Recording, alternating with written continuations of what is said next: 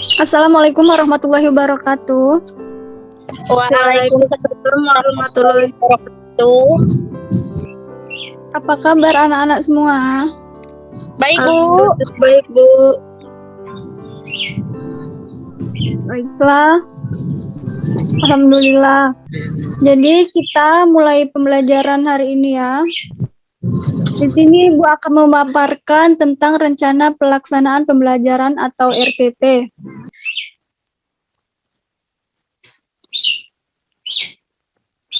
Ya, yang pertama itu ada identitas program pendidikan. Di situ ada satuan pendidikan yaitu SMK, kelas 1 semester, kelas 10 semester ganjil. Mata pelajarannya perbankan dasar, alokasi waktu 1 kali 45 menit atau 1 kali pertemuan. Guru mata pelajaran itu Ibu sendiri.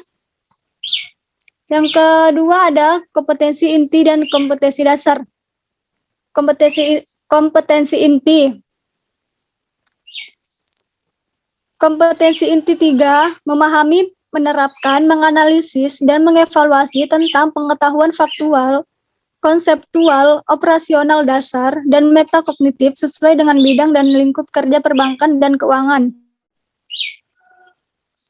Keuangan mikro pada tingkat teknis, spesifik, detail, dan kompleks. Berkenaan dengan ilmu pengetahuan, teknologi, seni, budaya, dan humaniora dalam konteks pengembangan potensi diri sebagai bagian dari keluarga, sekolah, dunia kerja, warga masyarakat nasional, regional, dan internasional. Di sini ada kompetensi inti 4. Melaksanakan tugas spesifik dengan menggunakan alat, informasi, dan prosedur kerja yang lazim digunakan serta memecahkan masalah sesuai dengan bidang perbankan dan keuangan mikro. Menampilkan kinerja di bawah bimbingan dengan mutu dan kuantitas yang terukur sesuai dengan standar kompetensi kerja. Menunjukkan keterampilan menalar, mengolah, dan menyaji secara efektif, kreatif, produktif, kritis, mandiri, kolaboratif, komunikatif, dan solutif. Dalam ranah abstrak terkait dengan pengembangan dari yang dipelajarinya di sekolah, serta mampu melaksanakan tugas spesifik di bawah pengawasan langsung. Di sini ada kompetensi dasar. Kompetensi dasar 3 menganalisis berbagai jenis lembaga keuangan. Kompetensi dasar 4.3 melakukan klasifikasi lembaga keuangan bank dan non-bank. Yang ke-C ini ada indikator pencapaian kompetensi.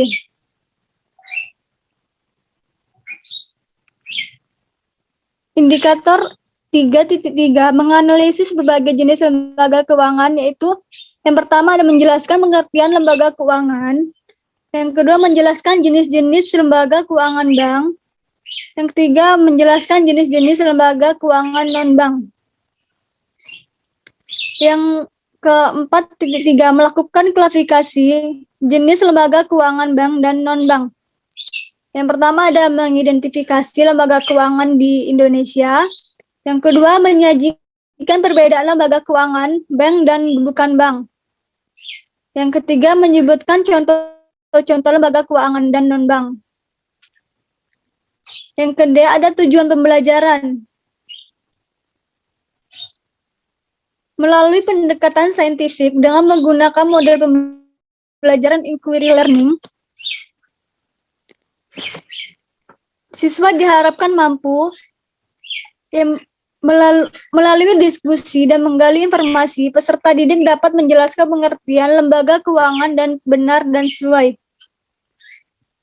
Yang kedua, melalui diskusi dan menggali informasi, peserta didik dapat menjelaskan jenis-jenis lembaga keuangan bank dan dengan baik dan benar. Melalui diskusi dan menggali informasi, peserta didik dapat mengidentifikasi lembaga keuangan bank, lembaga keuangan di seluruh Indonesia dengan benar dan sesuai.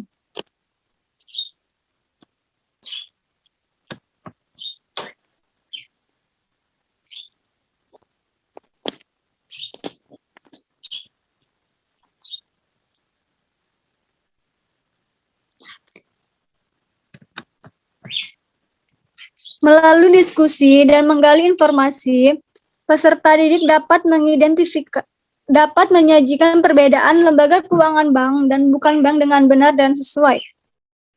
Yang terakhir itu ada melalui diskusi dan menggali informasi, peserta didik dapat menyebutkan contoh-contoh lembaga keuangan bank dan non-bank dengan benar dan sesuai.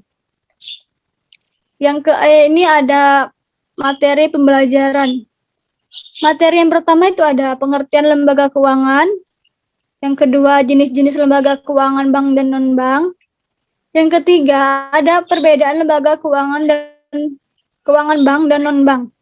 Yang keempat itu ada contoh-contoh lembaga keuangan bank dan non-bank. Yang terakhir, lembaga keuangan di Indonesia. Yang ke F ini ada model pembelajaran.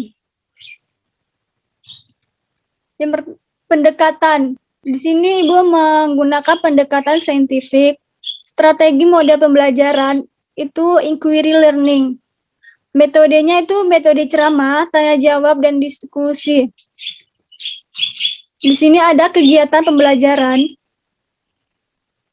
Kegiatan yaitu yang pertama pendahuluan. Langkah pembelajaran, guru mengondisikan kelas mulai dari mengabsen, menyapa, dan menanyakan kabar kepada peserta didik. Setelah itu, guru dan peserta didik membaca bismillah dan berdoa.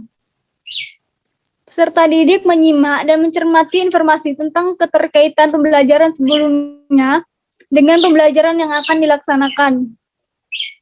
Untuk alokasi waktunya, di sini Ibu buat 5 menit. Yang kedua itu ada kegiatan inti. Yang pertama mengamati atau stimulation. Peserta didik memperhatikan informasi yang disajikan oleh guru melalui media pembelajaran mengenai materi lembaga keuangan bank dan non-bank. Peserta didik mempelajari bahan bacaan yang dipilihkan secara mandiri ataupun berkelompok. Peserta didik memberi tanda pada bagian bacaan yang tidak dipahami sebanyak mungkin. Yang kedua itu ada menanya atau problem statement.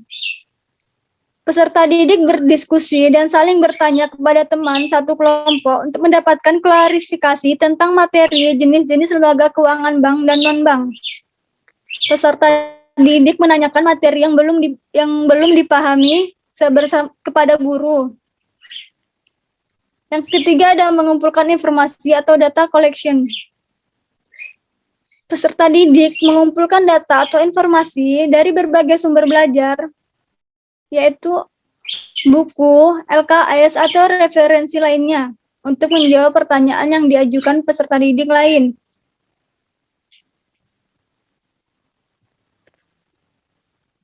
Bersama dengan guru, peserta didik berdiskusi memecahkan masalah terkait dengan materi pembelajaran.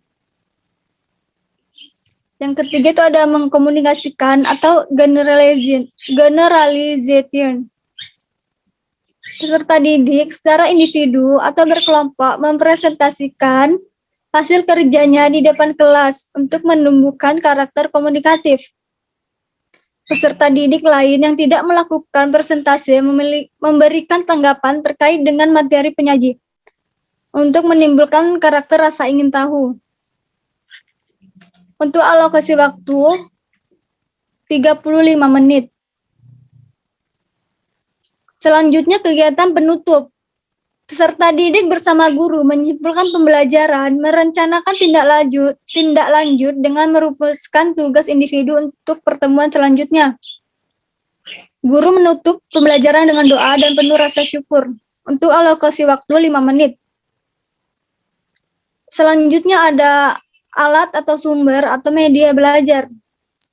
Di sini alat yang digunakan yaitu PowerPoint dan laptop atau handphone.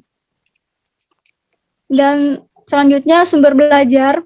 Di sini ada modul perbankan dasar Sohidin LPA Mitra Bijak Surakarta dan Kamsir 2014 dasar-dasar perbankan Jakarta PT Raja Grafindo Persada. Dan juga menggunakan internet. Selanjutnya penilaian proses dan hasil belajar. Yang pertama itu ada teknik penilaian. Teknik penilaian terdiri dari observasi sikap dan keterampilan, dan juga tes tertulis. Yang kedua, instrumen penelitian sikap, penelitian keterampilan, penelitian kognitif atau terlampir. Ya, Ibu rasa cukup sampai sini yang bisa Ibu paparkan tentang RPP kita untuk pelajaran ini. Jika ada yang ingin ditanyakan, boleh.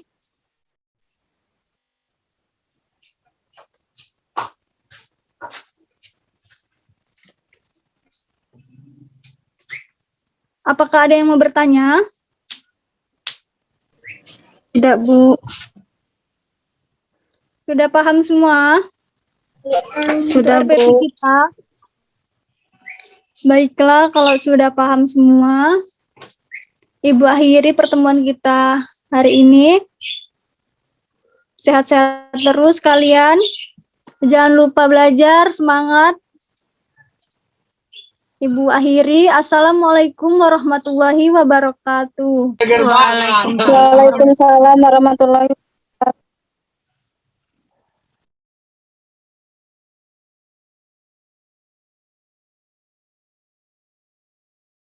Kak Sin.